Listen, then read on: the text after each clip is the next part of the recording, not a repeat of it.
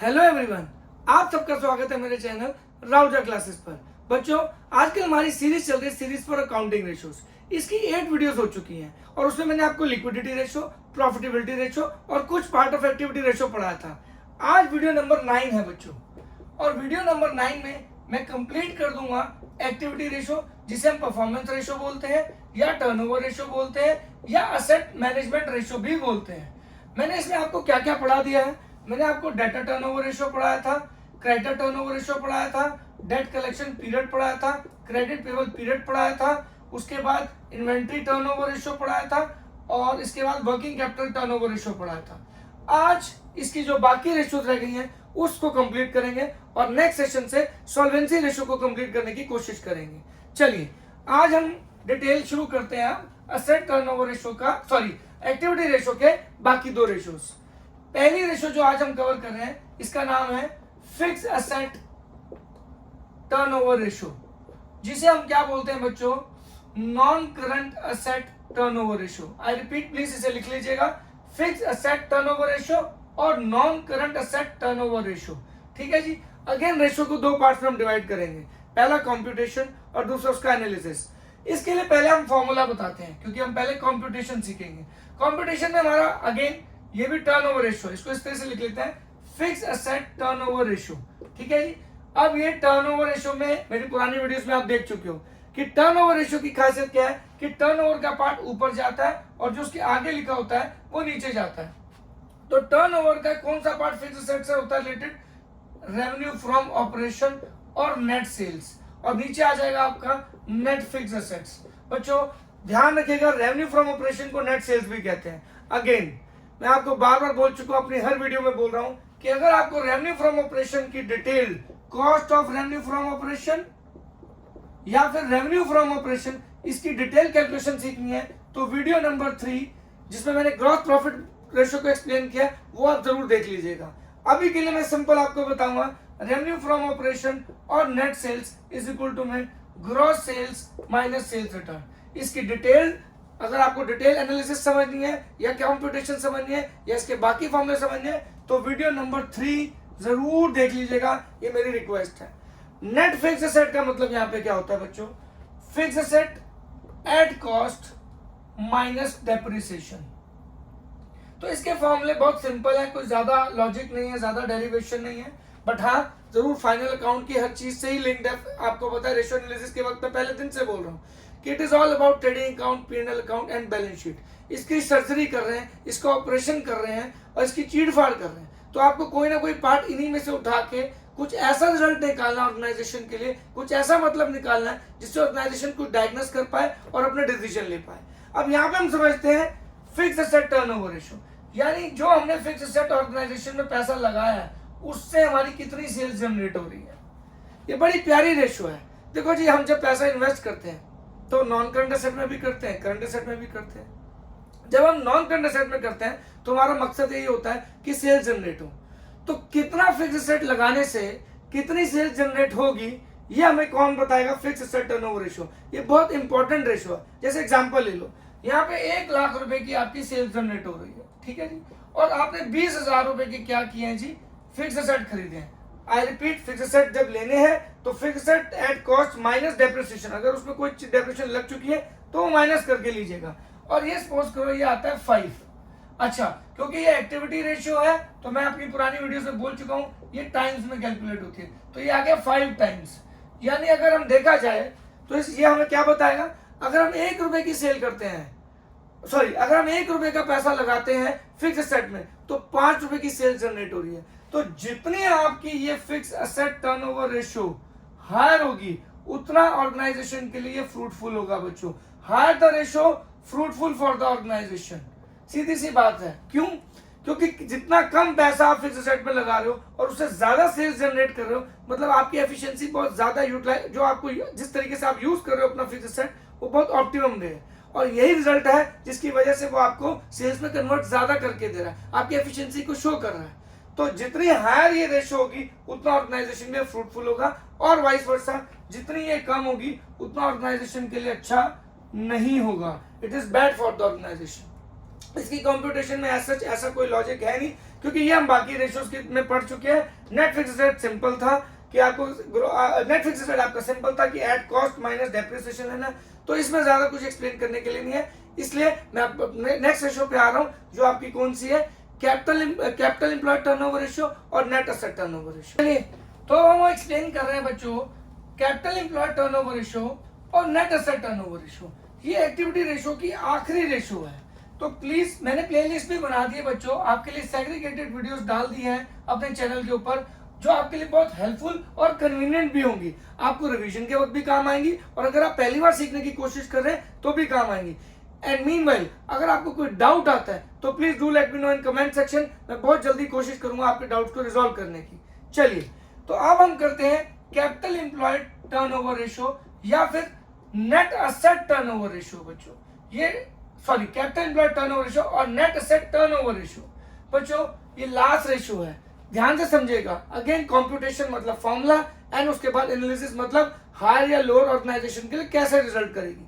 अब capital employed हम सीख चुके हैं, याद होगा मेरी वीडियो नंबर 6 जिसमें मैंने आपको return on investment and return on capital employed में कैपिटल एम्प्लॉयड सिखाया था कि और ये बहुत इंपॉर्टेंट वीडियो है, क्योंकि सबसे ज्यादा इंपॉर्टेंट रेशियो भी यही है।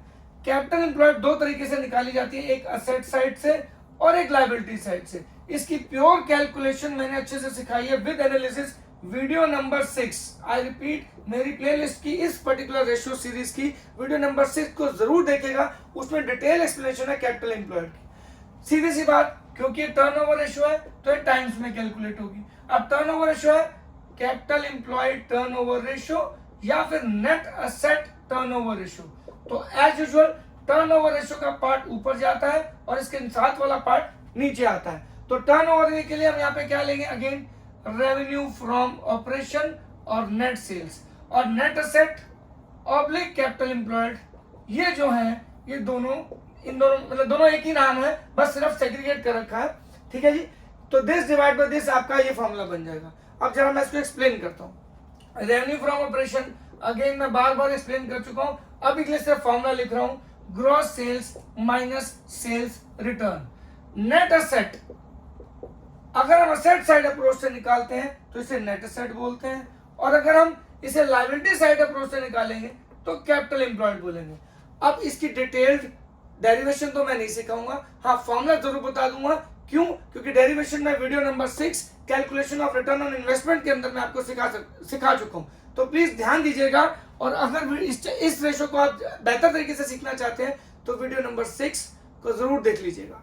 चलिए, अब अगर हम इसको समझें तो क्या है ये, ठीक है जी। असेट साइड के अंदर से हम कैसे निकालते हैं, अगर आपको याद हो तो ये हमारी असेट साइड होती है, ये लायबिलिटी साइड है, ये नॉन करंट असेट्स है, ये नॉन करंट इन्वेस्टमेंट्स है जो तभी लेंगे जब ट्रेड इन्वेस्टमेंट्स होगी, और फिर आपके करंट असेट्स होंगे। यहाँ पे आपके शेयर होल्डर फंड होते हैं जो कि capital basically equity share preference share, यहाँ आपके लॉन्ग टर्म बोरिंग्स यानी कि डिबेंचर की तरह लॉन्ग टर्म प्रोविजन, और यहाँ पे एक तरह का करंट लायबिलिटी हो गया। तो नेट एसेट का मतलब क्या है, नेट एसेट का मतलब क्या है, दिस प्लस दिस, ये तभी ऐड करेंगे जब यहाँ पे ट्रेड इन्वेस्टमेंट होगा, point to be noted, plus current assets यानी कि नॉन करंट असेट्स। अच्छा, इसमें टेंजिबल असेट और इनटेंजिबल असेट दोनों इंक्लूड होते हैं, तो non current assets plus trade investments यानी कि non current investments plus current assets minus current liability, ये हमारा क्या होता है बच्चों, टोटल असेट। अब टोटल असेट में से अगर हम करंट, टोटल असेट और टोटल लायबिलिटी हमेशा आपस में क्या होते हैं, इक्वल।